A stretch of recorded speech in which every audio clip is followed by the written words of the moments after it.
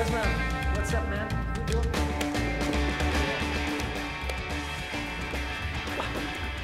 Un, deux, trois. Hello, here is Buzzman.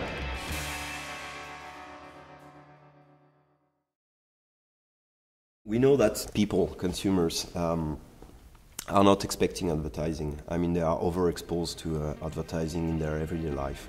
So if you want to create a minimum of emotional connection with them, you have to provide them a content that will make them feel cool, happy, emotionally touched, etc., etc. I like this sentence from Bob Thacker telling us that if you want to crash the party, you have to bring some champagne. Okay, that's what we are trying to do. The inspiration was coming out from the US.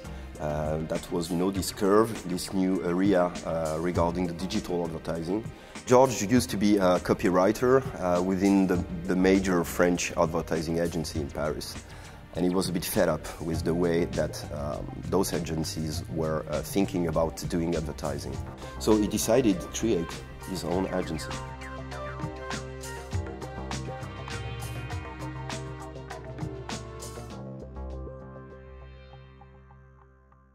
TippEx wanted to develop a global European campaign that will allow TippEx to come back in the top of mind, at the top of the shopping list of our shopper in September. The industry of whiteout is very linked to a season. The issue that we have currently is that there is not a big history for TippEx in terms of communication, so we were a bit starting from scratch. At first we think about doing with some, how do you say, metaphor of what is the TippEx. So we wanted to make avalanches on mistakes, so maybe avalanches on tyranns like Hitler or Saddam Hussein, things like that. But we said ourselves it was too classical and not really surprised. We have another idea like a time machine, because when you make a mistake you want to go back to the past and to erase it, in fact, so we think about that. We wanted to make something really interactive, really new, and we asked ourselves how come the TippEx could be used on the internet, because it's a paper product. Yes. So I take TippEx in my hand and I try to erase things on the screen of my laptop. After we said, okay, it would be cool if we can just erase something on YouTube, and why not we write something else later? YouTube was obvious from the beginning in terms of power and in terms of broadcasting. All the figures are better than any other video platform in the world. The thing is that YouTube is so huge in terms of usage for people that you would be crazy and insane not using it as an advertiser. After we have the choice of the platform, the idea comes really quickly, because lots of people in YouTube enjoy video with animals, with all kind of tricks. So we put it inside our story, and the choice of bear. And what's the opposite of a bear? It's a hunter.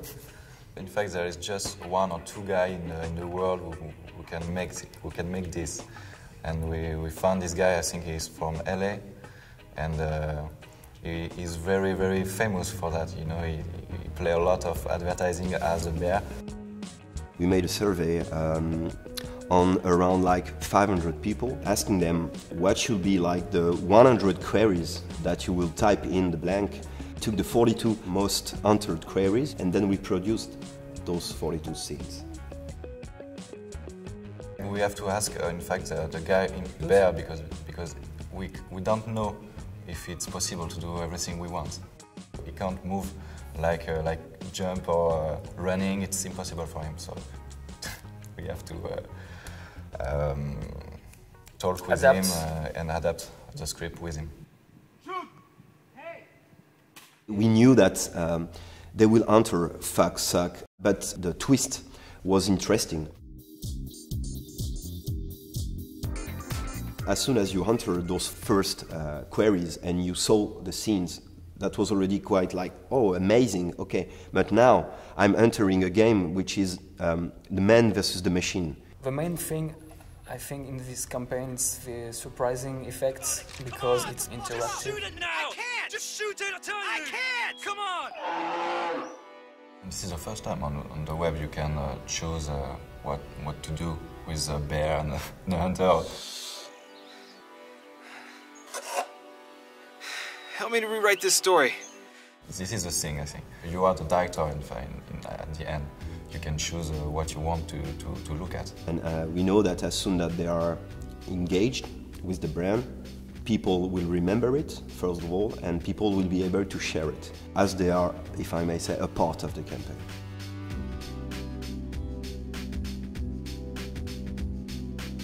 You know that two famous people, if I may say, they shared the campaign on their Twitter, so it means that when you had their both followers, you are about like 3 million people, and those famous people are Ricky Martin and Alyssa Milano. When we had contact with people from YouTube in France, we immediately felt that they were quite also amazed as our clients by the idea, and so that they were ready to put some of their energy and their time on this idea. On the first day, we reached like 1 million in 24 hours. And we know from the people of the marketing at TippEx that the product has been sold 30% more than the previous year. That was not what we were expecting, definitely. We were very pleased, but very surprised at the same time. A good ad, it's not because it's the first one. A good ad, it's just because you answer the brief and you sell the product, in fact. That's our job.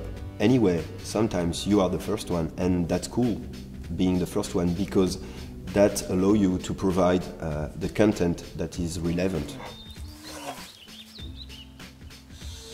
But sometimes you're not the first one and the content is still relevant. Okay? Nobody gives a beep about that. Nobody gives a fuck about that.